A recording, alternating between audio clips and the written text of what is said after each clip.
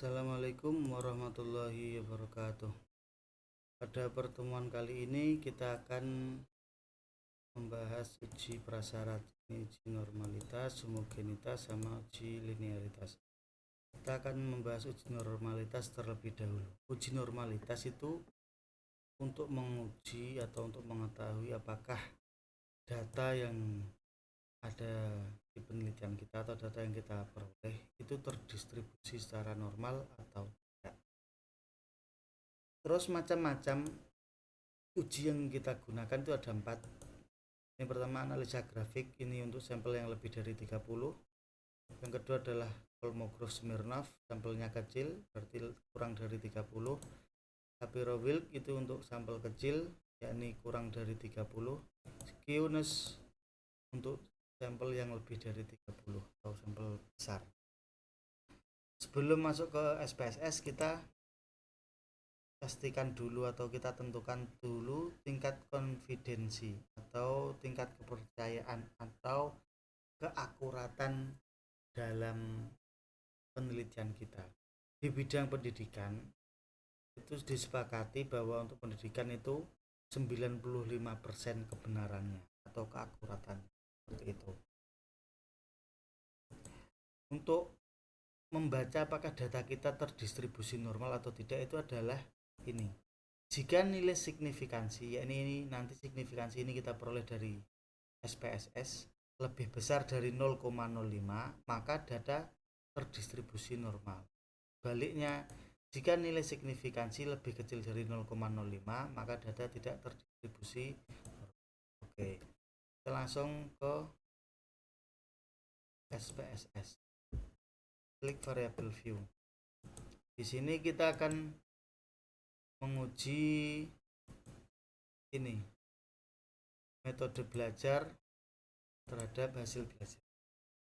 Biasanya kalau uji normalitas itu kan digunakan untuk data yang untuk mengetahui hubungan atau data regresi untuk mengetahui pengaruh. Oke, katakanlah judulnya studi korelasi antara metode belajar dengan hasil belajar siswa.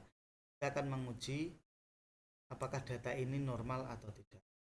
Ya, kita masuk ke SPSS name, kita kasih nama metode. Kalau punya jenengan sudah jelas metodenya apa, langsung ketik aja metode, katakanlah diskusi ya diskusi. Ini hasil belajar. Di sini tidak boleh spasi. Kalau ada spasinya tidak boleh, tidak bisa masuk. Desimal kita kosongkan. Tabel kita isi metode. Ini hasil belajar. Di sini boleh spasi. Klik data view, masukkan data penelitian kita. Ini copy, pastekan di sini. Langkah selanjutnya adalah analyze, deskriptif, frekuensi. Dua-duanya ini kita bisa masukkan ke kolom kanan. Selanjutnya klik card, centang histogram sama with normal curve line. Continue, ini boleh dihilangkan. Lalu klik OK. Maka muncul dua gambar seperti ini. Dari gambar grafik ini kita bisa lihat normal atau tidaknya itu dilihat dari ini kurva ini. Kalau kurva ini berbentuk seperti lonceng, berarti data kita normal. Ini hampir persis seperti lonceng, berarti antara ini sama ini itu lebih bagus yang ini. Mari kita lihat lebih jelasnya pakai data, pakai hitung-hitungan. Kalau seperti ini kan tidak bisa 100% benar. Ini tadi yang grafik ini baru uji yang ini pertama, analisa grafik ini. Kita akan melanjutkan yang 2, 3, sampai 4 ini. Ini bisa sekali uji. Masuk ke SPSS tadi, klik analyze, kita pakai data yang sama ya. Descriptive statistik, lalu explore. Tetapi di sini kita tidak bisa langsung menguji dua-duanya ini.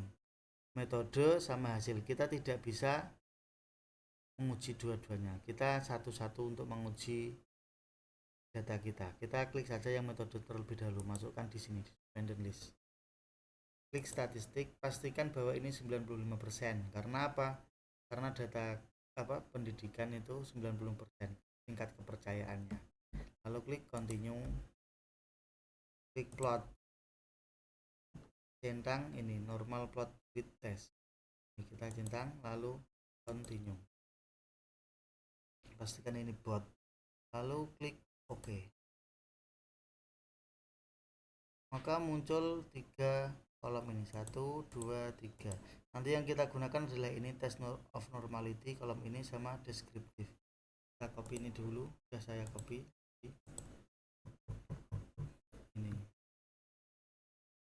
Ini ada kolom Kolmogorov-Smirnov. Yang kita baca adalah signifikansi ini sama Shapiro-Wilk. Cara membacanya bagaimana? Kita lihat yang ini tadi. Kolmogorov normal jika nilai signifikansi atau yang hasil SPSS tadi itu lebih besar dari alfa. Begitu juga dengan Shapiro-Wilk normal jika nilai signifikansi lebih besar dari alfa. Kita kembali ke sini. Berapa signifikansinya? 0,200. Ini bukan 200 ya. Ini 0,200. Yang Shapiro-Wilk sama 0,294. Berarti data kita normal karena signifikansi lebih besar dari 0,05. Bisa ditulis seperti ini. Berdasarkan hasil uji, berdasarkan tabel hasil uji normalitas tersebut di atas, ini kolom Kolmogorov-Smirnov, diperoleh nilai signifikansi untuk metode dependent variable adalah 0,200, yang berarti nilai signifikansi lebih besar dari alfa 0,05. Maka dapat disimpulkan bahwa data pada dependent variable atau di sini tuh metode yakni berdistribusi normal. Ini jangan dependent karena metode ini independent. Saya salah, maaf. Independent variable berdistribusi normal seperti itu. Independent artinya bebas ya. Saya tulis juga untuk yang Shapiro-Wilk seperti ini, hampir sama dengan yang atas. Berdasarkan tabel hasil uji normalitas tersebut di atas, yakni Shapiro-Wilk, diperoleh nilai signifikansi untuk metode ini bukan dependent, mohon maaf,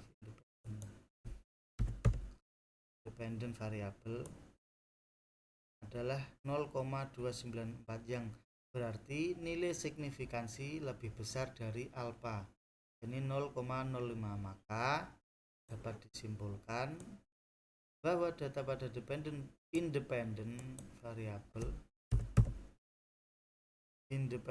variable ini metode berdistribusi normal. Kenapa kok ini independent? Kenapa tidak dependent? Karena metode itu mempengaruhi hasil belajar. Yang namanya yang mempengaruhi berarti dia bebas atau independen. Seperti itu. Terus kita lihat lagi di skewness. Ini tadi skewness di kolom deskriptif ya, yang skewness. Nih. Statistik, ini standar error.